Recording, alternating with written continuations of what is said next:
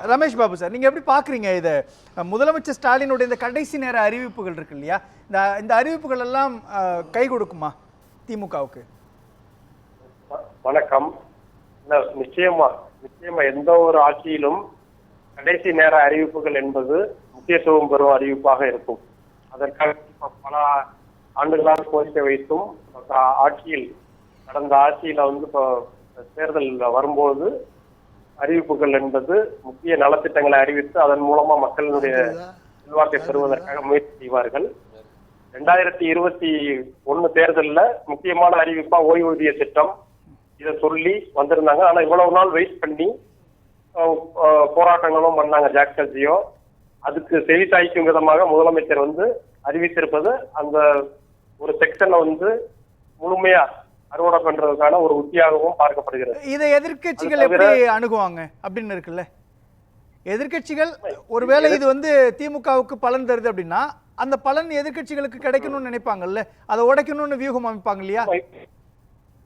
ஆமா, அதுதான் இன்னைக்கே இப்ப கருத்துக்கள் ஒரு சில கருத்துக்கள் வந்திருக்கு. இது எப்படி அவங்களுக்கு லாபகரமா இருக்குமா, இந்த புதிய தமிழ்நாடு உறுதியளிப்பு ஓய்வூதிய திட்டம் இதை பத்தி அனலைஸ் பண்ணி அது சிலதோ இன்னைக்கே ஆரம்பிச்சிருக்காங்க.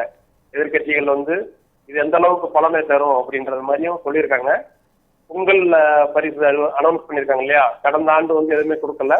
இங்க இந்த வருஷம் கொடுத்திருப்பது மன்றத்துல பேசுறப்போ ரெண்டு கருத்துக்கள் வருவது. ஒண்ணு, இந்த அறிவிப்புகள் மூலமாக கூட்டணி கட்சிகளுக்கு இடையூறுகளை ஏற்படுத்தும், கூட்டணி கட்சிகளை தன்னுடைய கட்டுப்பாட்டுக்குள்ள வச்சிருக்கிறதுக்கான முயற்சியை கையில் எடுப்பாங்க அப்படின்னு எல்லாம் சொல்றாங்க. அதுக்கெல்லாம் லாஜிக் இருக்குதா?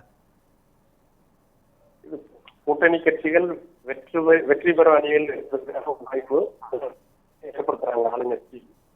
எனவே பாத்தீங்கன்னா பேசப்படுகிறது எதிர்கருத்துக்கள் கூட்டணியில இருக்கணும் இல்லை என்று சொல்லி. ஆனால் இதை சமப்படுத்துவதற்கு எந்த ஒரு ஆட்சியுமே எல்லா மாநிலங்களிலுமே பாத்தீங்கன்னா தேர்தல் வரும்பொழுது சில முக்கிய நலத்திட்டங்களை அறிவிச்சு அதன் மூலமா நம்ம அந்த சமப்படுத்துறது, ஆன்டி இன்கம்பன்சி இதெல்லாம் சரி பண்ணி மக்கள் வாக்குகளை பெறுவதற்காக இது ஒரு வழக்கமான ஒரு நடைமுறை தான் இருக்கு. இல்ல ஆன்டி இன்கம்பன்சி உருவாயிருக்கின்றீங்க திமுக அரசாங்கத்தின் மேல? ஆன்டி இன்கம்பன்சி எந்த ஒரு அரசும் விமர்சனம் இல்லாத அரசாக முழுமையான அரசாக இயங்க முடியாது. அனைவரிடத்திலும் முழுமையா அன்பை பெற்றோ அல்லது விமர்சனம் இல்லாத ஆட்சியை எந்த ஒரு மாநிலத்திலும் சாத்தியம் இல்லை. இல்ல சார், ஆனா 4 ஆண்டுகள்ல இப்போ இடைநிலை ஆசிரியர்கள் போராடுறாங்க, செவிலியர்கள் போராடுறாங்க அப்படின்னும் பொழுது அது மாதிரியான வேற எந்த போராட்ட வடிவங்களும் முன்னெடுக்கப்படலையே. இப்போ திடீர்னு மின் தட்டுப்பாடு வருதுன்னா நேரடியாக ஆன்டி இன்கம்பன்சி வருது அப்படின்னு பார்க்கலாம். நம்ம எதுவுமே அப்படி இல்லையே. இல்ல இது இந்த ஊழியர்கள், அரசு ஊழியர்கள் போராட்டமும் மற்ற எல்லாருமே எந்த நேரத்துல போராட்டத்தை கையில் எடுக்கிறாங்கன்னா இந்த நேரத்துல போராடினா அவங்களுக்கான ஒரு தீர்வு கிடைக்கும். எனக்கு புரியுது. இல்ல இப்ப அரசு ஊழியர்களுடைய போராட்டத்தையே வச்சுக்கோங்களேன். அரசு ஊழியர்கள் போராடுவதன் மூலமாக சாமானியர்கள் ஏன் அதை பத்தி கவலைப்படணும்?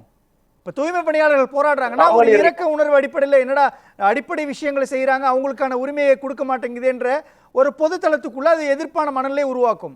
அரசு ஊழியர்கள் அவங்க வேலை செய்யவே மாட்டேன்றாங்க, அதிக காசு கொடுக்குறாங்க அவங்களுக்கு.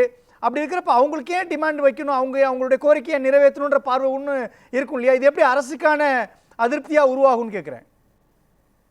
இல்ல இது ஒட்டுமொத்த மக்களுக்கானதுமாக அல்ல, ஒரு பகுதியினர். அரசு ஊழியர்கள் என்பது அரசு இயந்திரத்தை இயக்குவதற்கு ஒரு முக்கியமான பங்காற்றுறாங்க. ஏன்னா எல்லா அரசு நினைக்கும் திட்டங்களை செயல்படுத்துவதில் அவர்கள் ஒரு முக்கிய பங்கு வகிக்கிறதுனால இந்த நேரத்துல முதலமைச்சர்கிட்ட நம்ம கேட்டோம்னா நமக்கான ஒரு அந்த பயன் கிடைக்கும் அப்படின்றது ஒரு போராட்டம். ஆனால் மக்களுக்கு இதுக்கும் சம்பந்தம். பொதுவாக அந்த குடும்ப உறுப்பினர்கள் இருக்காங்க இல்லையா, ஒவ்வொரு அரசு ஊழியர் வீட்டிலையும் இது ஒரு பெரிய லார்ஜர் செக்ஷன் இது.